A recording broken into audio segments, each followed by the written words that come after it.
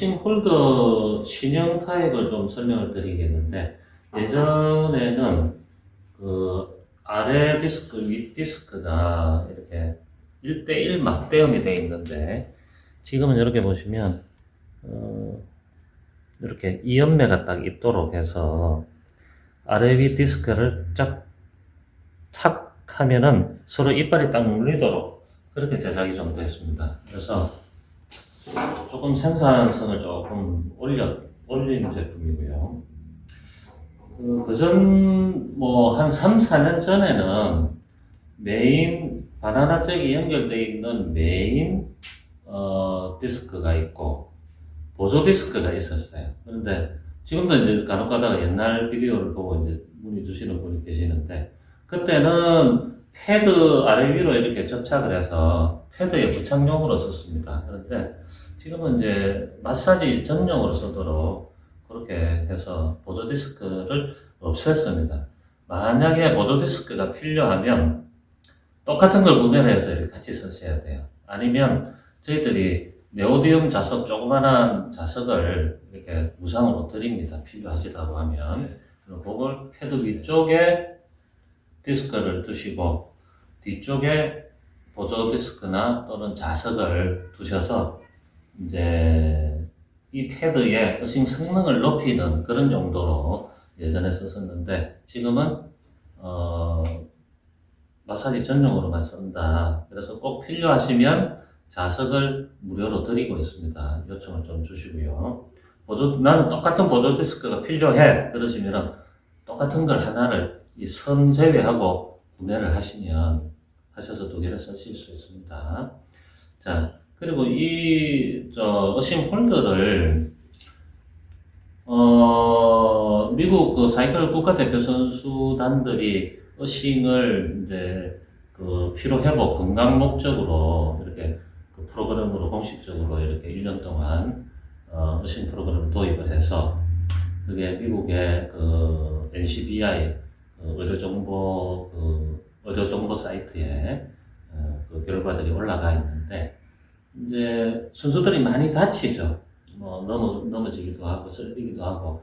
그런데 상처가 난 주위에 포인트별로 어싱을 했을 때 굉장히 재생 속도가 높아졌다. 그런 이제 연구 결과가 있습니다. 그래서 그런 부분들을 모티브로 해서 이렇게 만들었는데, 그거는 일회성이고, 이거는 이제 장기적으로 쓸 수 있죠. 뭐 순수 알명 디스크이기 때문에 가볍고 영구적으로 쓸 수 있죠.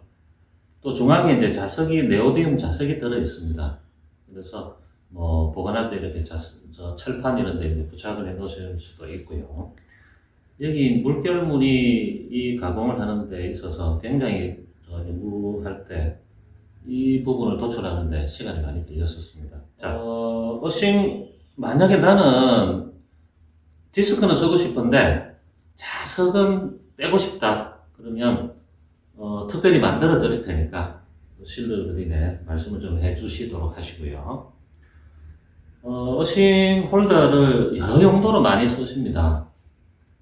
뭐 목욕할 때 욕조에 이렇게 넣고 쓰시기도 하고, 어떤 분은 또 조격기 안에 넣어서 쓰시기도 하는데, 그렇게 넣고 쓰시면 이거는 저희 어싱 제품들은 물속에서 쓰는 용도로 만든 제품은 아닙니다.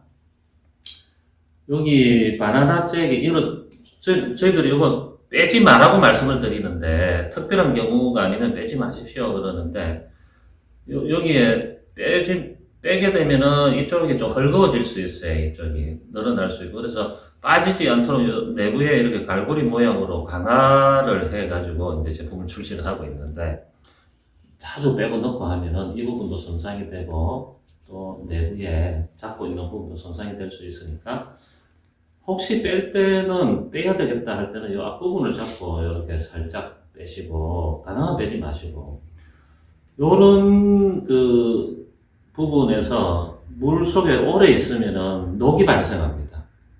녹이 발생하면 자연적으로 이제 퍼석퍼석해지겠죠, 오래 사용하면.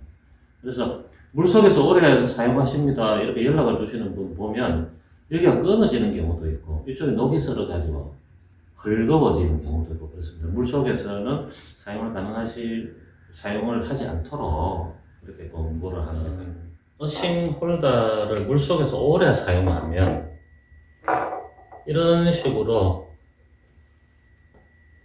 끝부분이 보시면 녹이 슬게 됩니다.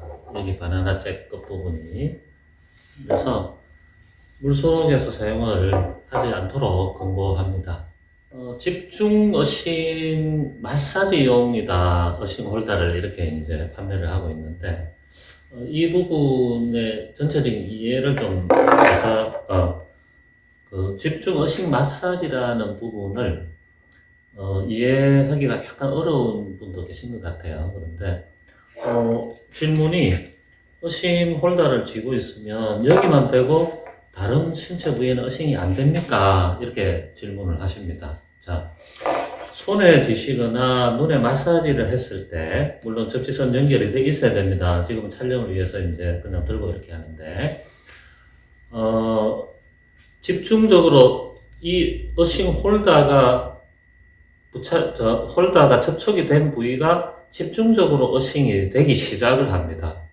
자, 이때 어떤 현상이 일어나냐 하면, 피부 표면은 전반적으로 정전기가 이쪽에 접촉을 하거나 이쪽으로 손을 쥐거나 피부 전반적으로는 순식간에 정전기가 사라져요. 그 이후에 제가 늘 얘기를 드리지만 전이측정기로 측정을 하는 것은 전이측정기 단자를 잡은 그쪽 피부 부위를 측정한다. 자, 다른 피부 부위를 측정하는 거 아닙니다. 이 전이측정기로 측정을 하는 위치는 요 손을 잡고 있으면 손가락 끝을 측정하는 거예요. 어떻게 따지면 그래서 미국 의료기관에서 연구한 연구 자료들을 보면 센서를, 이런 측정 단자 센서를 얼굴에도 부착하고 가슴에도 부착하고 복부에도 부착하고 허벅지에도 부착해서 동시에 전위를 측정합니다. 동시에 인체 전위를. 인체의 각 부위마다 전위가 다 다릅니다. 전압차가 굉장히 발생을 하죠. 인체가 가지고 있는 피부의 저항, 제일 먼저 피부의 저항. 두 번째는 내부의 근육층이 많으냐, 림프 쪽에다가 측정을 하고 있느냐, 안 그러면 지방질이 많은 곳에 측정 단자가 있느냐에 따라서 굉장히 좀 달라집니다. 그래서 어떤 실험 결과에는 어싱 전에는 허벅지에 부착되어 있는 곳이 예를 들어서 1.0V였는데 복부 쪽은 0.9V였고, 어싱 후에 1.0V 허벅지는 0.05로 떨어지는데 복부는 0.1까지 밖에 안 떨어지는 경우도 있어요.